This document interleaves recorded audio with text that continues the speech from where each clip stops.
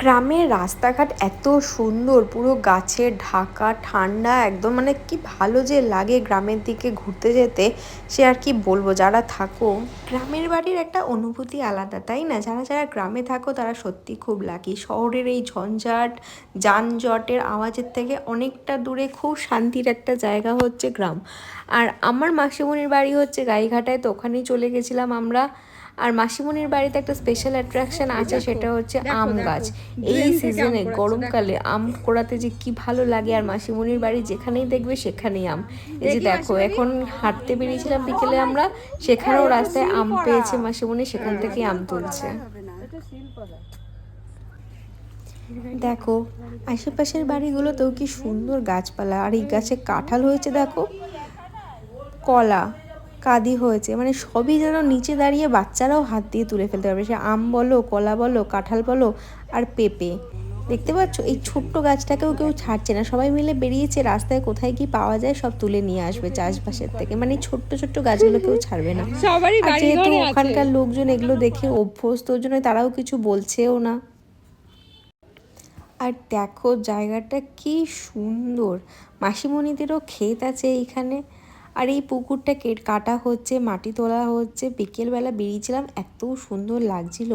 আর পাশে যে একটা বাড়ি দেখতে পাচ্ছ, বাড়ি বলতে একটা ছোট্ট কুঁড়ে ঘর মতো, পুরো সবুজ রঙের একটা প্লাস্টিক দিয়ে ঘেরা, সেটার মধ্যে নাকি মাশরুম চাষ হচ্ছে, সেটাও মাসিমণি দেখালো। আর দেখো প্রায় মানে জঙ্গলের মতোই বলা যায়, বাঁশঝাড় বলো আর যাই বলো। তবে আমাকে এখানে বেশি দিন থাকতে দিলে আমি থাকতে পারবো না, সত্যি বলছি। 3-4 দিনের জন্য ঘুরতে যাওয়ার জন্যই ঠিক আছে, আমি এখানে একদমই থাকতে পারবো না এত জঙ্গল জঙ্গল এরিয়ার মধ্যে।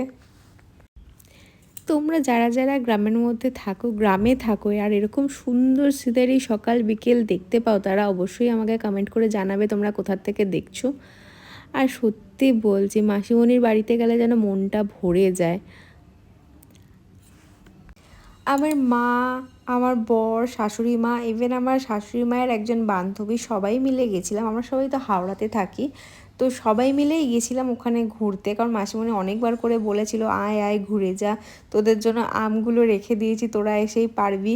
তো সত্যি বলছি খুবই মজা করেছি মাসিমণির বাড়িতে গিয়ে, আর এত ভালো লেগেছে। আর শাশুড়ি মায়ের তো খুবই ভালো লেগেছে ওখানে গিয়ে। দেখো ফেরার সময়ও কার গাছের কাঁঠাল পেয়েছে হাতের সামনে, জিজ্ঞেস করছে এটা কার গাছের কাঁঠাল, কার গাছ এগুলো। মালিক যদি পারমিশন দিত মনে হয় উঠিয়ে নিয়েই চলে আসতো। সত্যি গ্রামে গেলে এইগুলো তোলাটাই, এটাই একটা আলাদাই মজা লাগে।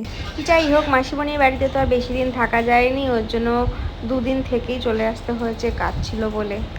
কিন্তু আবার যাব মাসিমণির বাড়িতে খুব শীঘ্রই, কারণ আবার কমলালেবু হচ্ছে। যারা যারা তোমরা আগের ভিডিওটা দেখেছো তারা জানো যে কমলালেবু গাছও দেখিয়েছি। কমলালেবু সবে হয়েছে, এখনও বাকি নেই, তো আবার যেতে হবে। গ্রামের দিকে গিয়ে এই বিভিন্ন ক্ষেত থেকে সব সবজি ফল এগুলো তোলার মজাই আলাদা।